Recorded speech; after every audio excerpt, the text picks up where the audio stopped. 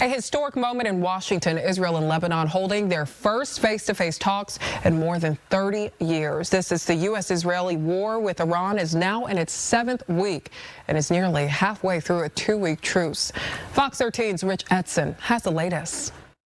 The ambassadors of Lebanon and Israel arrived at the State Department Tuesday ahead of their first direct diplomatic talks in decades. Secretary of State Marco Rubio says they're trying to end the fighting between Israel and the Iranian-backed militia Hezbollah. This is a process, not an event. This is more than just one day. This will take time, but we believe it is worth this endeavor, and it's a historic gathering that we hope to build on.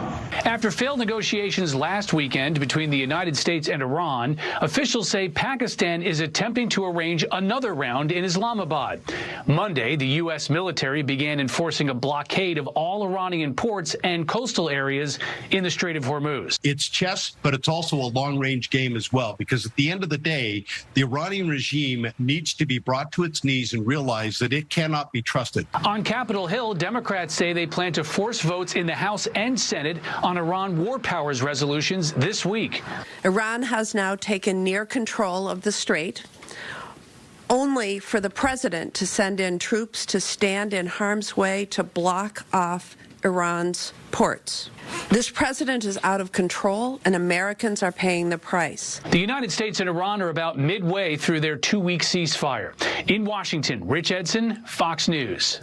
Lawmakers met again in the nation's capital, trying to end a shutdown of the Department of Homeland Security that stretched on 2 months. Budget reconciliation can get a deal done within just 51 votes. Republicans are looking to fund DHS first, then ICE separately. The sticking point remains immigration enforcement, an issue Democrats say they will not budge on. They have to have identification and don't wear a mask. You use warrants before you bust a guy's house down, or gal's. That you cooperate with local police. All of that is not in there. Republicans have been forced to do this the hard way. We now have to come in behind that and pass a reconciliation bill. TSA workers who were paid last month because of an executive order are without pay once again until Congress can get a deal done.